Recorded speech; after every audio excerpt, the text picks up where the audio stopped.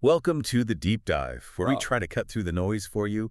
Ever stop to think about, those silent heroes, the things keeping our homes, our offices, even public transport, sparkling clean? It's just such a fundamental part of daily life. We often take it for granted, don't we?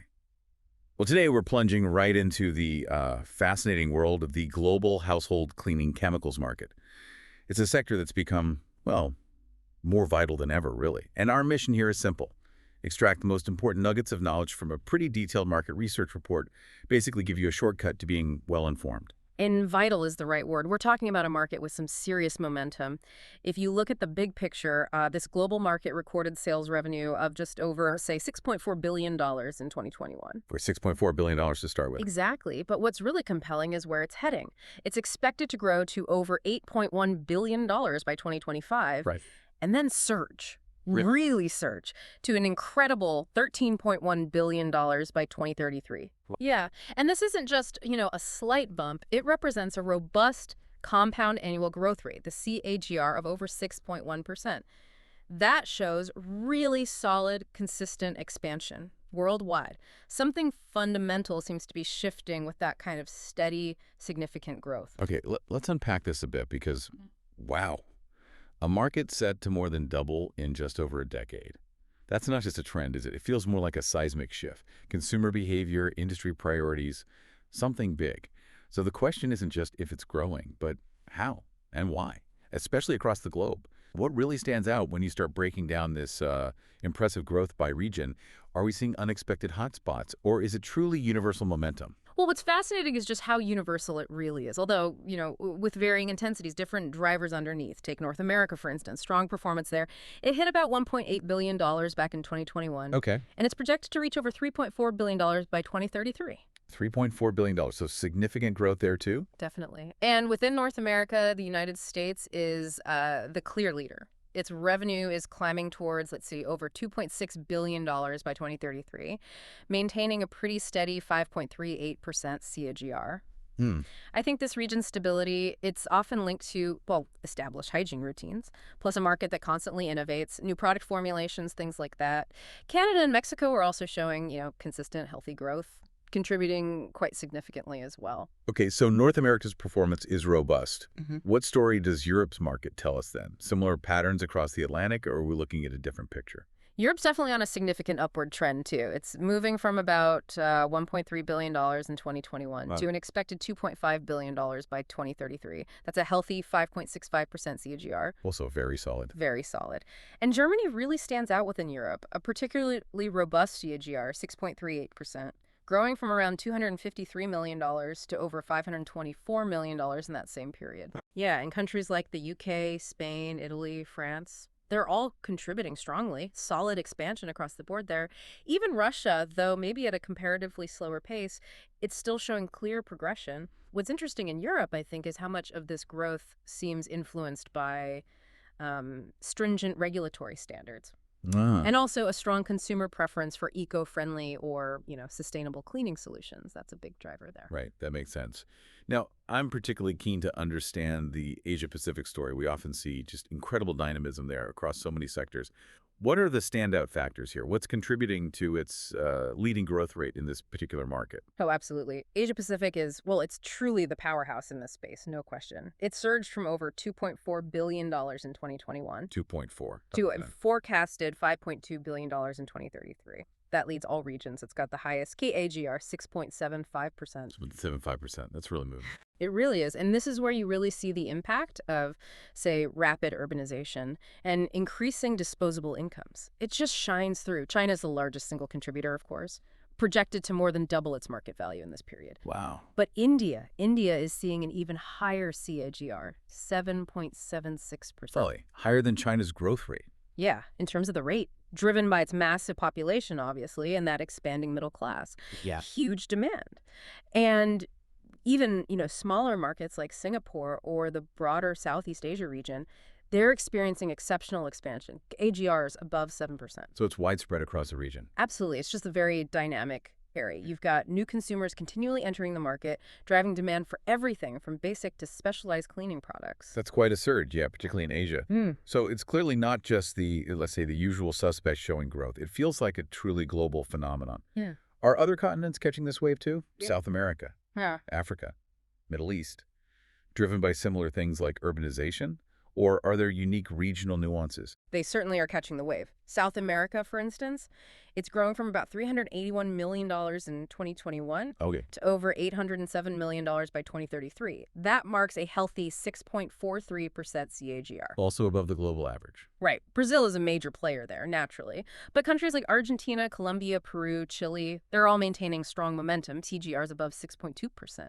And the report suggests that growing public health awareness is key there, plus the expansion of modern retail channels in these emerging economies. Those are catalysts. Right, getting the products to the people. Precisely. And the Middle East market also showing steady acceleration, 6.32% CAGR, expected to hit over $648 million by 2033. Saudi Arabia, UAE, Turkey, particularly strong, all growing above 6.6%. Okay. And even Africa, often seen as an emerging market, right? It's steadily advancing, a 5.69% CGR, expected to reach over $456 million by 2033. Still solid growth.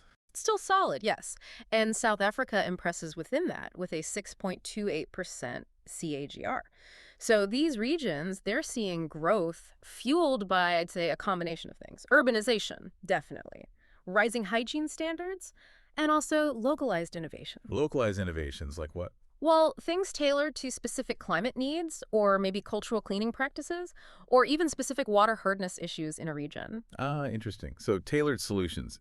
That makes sense. Well, that paints a truly comprehensive picture then. Growth, really, across every corner of the globe. It seems this market isn't just growing in specific pockets, but, well, consistently everywhere. Established markets, rapidly emerging ones. It's fascinating, and it's fascinating how these massive numbers, they directly translate into what we see, on our supermarket shelves. And in public spaces getting cleaned. Exactly. And if we connect this to the bigger picture, it really highlights, doesn't it, the universal and increasing importance of cleanliness and health in societies worldwide. The report really underscores the core drivers for this sustained growth. You've got increasing hygiene awareness. Often amplified by global health events, sure, but now it seems deeply ingrained as a consumer value. Then there's rapid urbanization, like we mentioned. That creates denser living environments, increases demand for efficient cleaning solutions, Makes sense. and continuous regional innovation. And when the report talks about innovation, it's not just, new scents or packaging. It could be the rise of eco-friendly formulations, which we touched on in Europe, or compact concentrated products, or those specialized solutions for unique regional needs we just talked about. Like hard water or specific allergens. Exactly, things like that. So these factors are clearly at play in the, diverse yet consistently positive performances we've seen across North America, Europe, Asia Pacific, and beyond, really. So wrapping this up, what does this all mean for you listening? As consumers, maybe as innovators in this space, or perhaps just as curious minds, how might this continued surge in cleaning chemicals shape our homes, our communities? In the years to come, will our routines become more specialized, more sustainable, maybe even more automated? Lot to think about. Thank you for joining this deep dive. Okay, think about this for a sec. Your cleaning supplies. That spray under the sink, the laundry detergent, those disinfectant wipes that just seemed to appear everywhere a few years back. Yeah, totally staples now. Right. They seem so simple, just everyday things. Right. But they're actually the core of this huge, really dynamic industry. Absolutely massive. So today we're doing a deep dive into the household cleaning chemicals market. Let's get into it. Yeah, our mission here is to, pull back the curtain a bit, understand what's really driving the growth, what roadblocks are popping up unexpectedly. And there's some surprising ones. Definitely. And also the trends that are, seriously reshaping the whole thing. How does this sector balance hygiene, which we're all hyper aware of now, with innovation, and also this growing sense of responsibility? It's a tricky balance, especially post-pandemic and with everyone so focused on eco-consciousness. Exactly. So what's really going on behind our cleaning routines? Okay, let's unpack this. So let's jump right in. What's fueling all this expansion? There are some pretty powerful forces pushing this market forward. What do you think is the biggest driver right now? Well, what's fascinating here is how something so fundamental like cleaning could be so profoundly changed by a global event. Right. The most significant driver, I'd say, is definitely that heightened awareness of hygiene and health. The pandemic effect. Exactly. Right. COVID-19 didn't just cause a temporary spike in sales. It really triggered a permanent shift in how people behave. Mm. Suddenly, daily use of disinfectants, surface cleaners, antibacterial sprays, it just became normal, expected even. Non-negotiable almost. Yeah. Totally. And what's interesting is this hyper-awareness didn't just fade away. It seems to have cemented these new routines. So you've got this sustained demand we really hadn't seen before. So it's not just about wiping down counters anymore. No, it feels deeper, like an ingrained sense of infection control in the home. That's a huge mindset shift. Okay, so that's the big picture event. But what about the smaller shifts, like day-to-day life, modern living? How's that playing into it? Yeah, if you connect that hygiene focus to how we actually live now, accelerated urbanization and these evolving lifestyles are another massive push. Okay, tell me more about that. Think about people living in cities, maybe in smaller apartments, often juggling demanding jobs, maybe dual income families. Time poor, space poor sometimes. Exactly. For them, convenience isn't just nice, it's crucial. So there's this huge demand for cleaning products that are quick acting, really effective, and just plain easy to use. Like multi-purpose sprays. That's part of it, but it's even pushing innovation into things like highly concentrated formulas or those single-use pods. It's about minimizing the time spent cleaning, sure, but also the actual space these products take up. Less clutter. Gotcha. And it's not just what's in the bottle, is it? It's also how we find out about it, how we buy it. Technology must play a big role. Oh, absolutely. A huge, often unseen role. The third critical force here is the expanding impact of e-commerce and much more sophisticated brand promotion. How so? Well, think about digital platforms. They've completely changed how you discover and buy products. Personalized ads popping up. Yes, sometimes creepily accurate ones. Right. Or influencer campaigns showcasing a new brand you'd never see on a supermarket shelf. And then there's the sheer convenience of doorstep delivery. Makes it easy to experiment. Exactly. People are way more inclined to try new things, maybe a premium brand or one of those direct-to-consumer eco-friendly options. Plus, you're seeing things like subscription models, digital loyalty programs. These really build customer retention. It turns buying cleaner from a one-off task into like an ongoing relationship with the brand. Okay, that paints a picture of really strong growth. But, no market is without its challenges. This is where it gets really interesting, I think. Every opportunity seems to come with hurdles. You're absolutely right, and there are significant ones. A major restraint is definitely the rising health and environmental concerns, especially around certain synthetic chemicals. What kind of chemicals are we talking about? Things like phthalates, parabens, some VOCs, volatile organic compounds.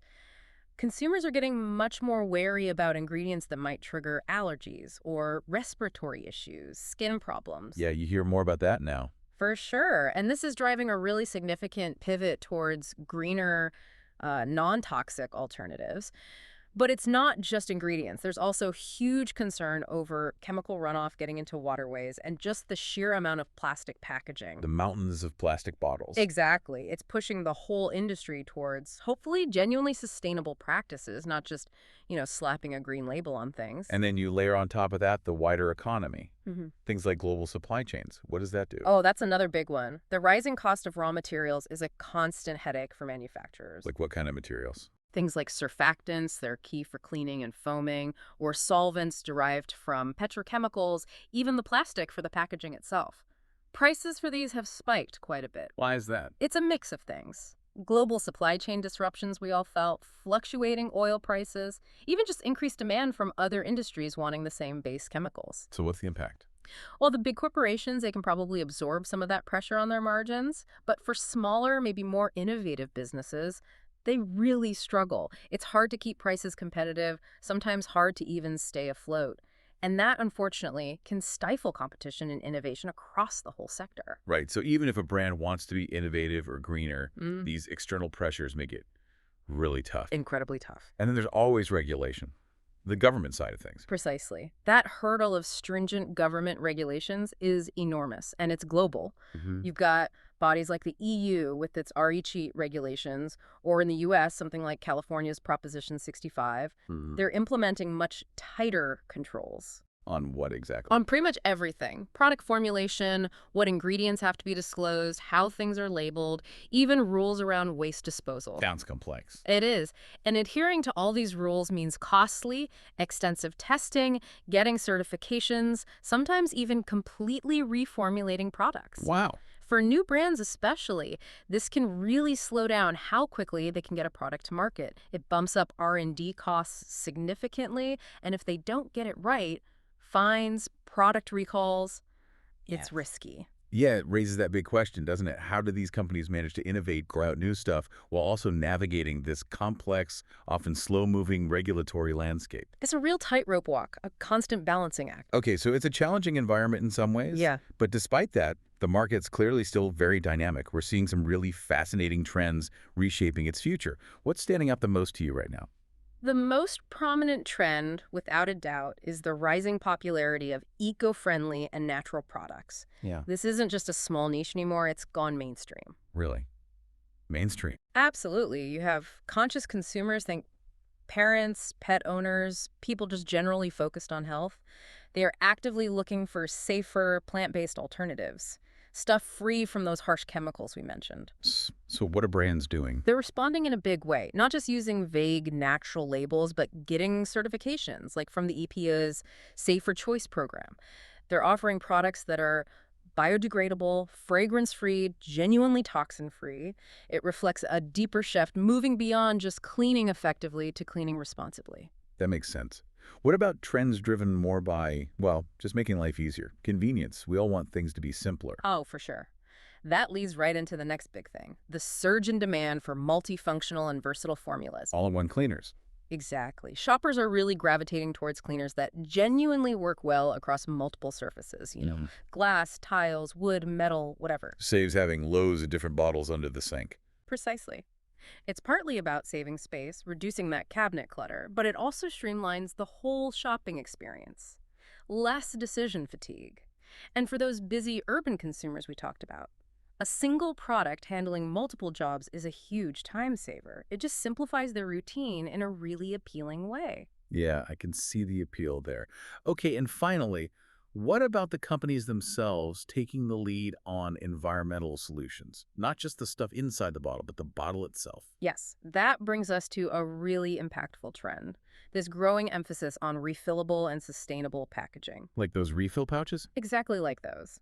As environmental awareness really hits a tipping point, companies are embracing genuinely innovative packaging. You see concentrated cleaning tablets you just drop into a reusable bottle with water. Oh yeah, I've seen those advertised. Or large refill pouches designed to top up smaller, more permanent containers. These approaches, they drastically reduce plastic waste. But they also often offer a more cost-effective solution for consumers in the long run. So it's a win-win. Largely, yes, because consumers seem genuinely eager to make these sustainable swaps, especially if they don't have to compromise on how well the product actually cleans. Performance is still key. Right. So after covering all this, the drivers, the roadblocks, the trends, what does this all mean? Where does it leave us, the consumers, and the industry itself? Well, what we've really seen is that the household cleaning chemicals market is going through this truly profound transformation. It's this dynamic interplay, constantly balancing those urgent hygiene needs we developed with relentless innovation and this growing, powerful sense of environmental and health responsibility. So it's way more than just soap and sprays. Oh, much more. It's deeply tied now to how consumer behavior is evolving, these broader sustainability goals society has, and honestly, the transformative power of technology changing how we shop, how we learn about products, even how we think about what clean means. That's a great summary. So here's something for you, our listener, to think about as you go about your day, maybe when you reach for that cleaning spray. Consider this. How have your own cleaning habits actually changed over the past few years? Yeah. And what do those maybe small, subtle shifts tell us about the bigger trends, shaping not just the specific products you buy, but maybe the underlying values and priorities that are driving entire industries in some really unexpected ways?